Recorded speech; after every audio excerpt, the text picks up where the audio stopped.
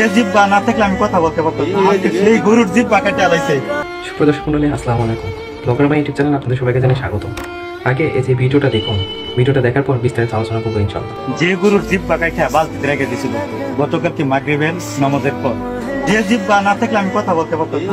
এই গরুর জিব্বা কেটে আলাইছে। মানুষ কি পশু নামে পরিচিত, আর আমরা হইলাম সৃষ্টির সেরা জীব। সৃষ্টির সেরা জীব এই গরুর জিব্বা কিভাবে কাটলাম এটা আমি সহ্য করতে পারতেছি না।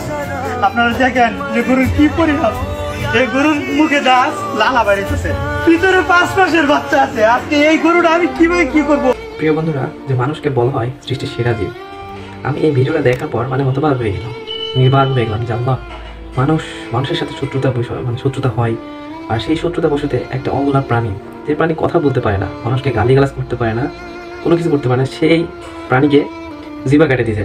চিন্তা করেন, মানুষের সাথে শত্রুতা থাকতেই পারে, একটা মানুষের প্রতি হিংসা হতেই পারে। সমাজে বাস করি আমরা কেউ ভুলের মধ্যে নয়। একটা মানুষের সাথে শত্রুতা থাকতেই পারে, দ্বন্দ্ব থাকতেই পারে, কিন্তু তাই বলে একটা অবলা প্রাণী, একটা নিরীহ প্রাণী, এই লোকটা যেভাবে আর্তনাদ করে বলতেছিল যে মানুষ নাকি সৃষ্টির সেরা জীব, আর সেই মানুষ কিভাবে পারে, সেই গাভীটা 5 মাসের অন্তঃসত্ত্বা, মানে সে একা নাই, তার পেটে একটা গরু, একটা বাছুর আছে, আর সেই গরুটা জিবা কেটে ফেলছে, সেই গরু খাইতে পারতেছে না। আমরা খাবার খাই, অনেক সময় খাবার খাওয়ার সময় হঠাৎ করে আমাদের জিভায় যখন দাঁতের নিচে যখন জিভা পড়ে, আমাদের মনে হচ্ছে জানটা বের হয়ে যায়, যে আল্লাহ, সঙ্গে সঙ্গে হয়তো মায়ের নাম বলি, নাহলে আল্লাহর কথা স্মরণ করি, আল্লাহ উমা এরকম করে উঠি কোনো একটা ছোট একটা আঘাত পাইলে। আর একটা গরু, একটা অবলার প্রাণী, যে প্রাণী কথা বলতে পারে না, কোনো প্রতিবাদ করতে পারে না, তাকে যদি ইচ্ছা মতো পিটানো যায়, সে খুব কষ্ট হলে হাম্বা বলে একটা ডাক দেয়, তাছাড়া কিছু করার ক্ষমতা নাই, সে একটা প্রাণীকে জিভা কেটে ফেলছে। আমরা মানুষ কোন জায়গায় পৌঁছায় গেছে, আমাদের হিতাহিত জ্ঞান কোন জায়গায় পৌঁছায় গেছে। সেই প্রাণীটা কিছু খাইতে পারতেছে না, না খায় শরীরের হাড় মাংস সব মাংস উদা হয়ে গেছে, শুধু হাড়গুলো বের হয়ে আছে। চিন্তা করেন যে আমরা মানুষ সৃষ্টির সেরা জীব, আল্লাহ তাআলার আমরা সৃষ্টির সেরা জীব, সেই মানুষ আমরা কোন লেভেলে চলে গেছি। আমাদের ভিতরের মানসিকতা, মন মানসিকতা কোন জায়গায় চলে গেছে যে একটা প্রাণীর জিভা কেটে ফেলতেও আমাদের হাত কাঁপে না।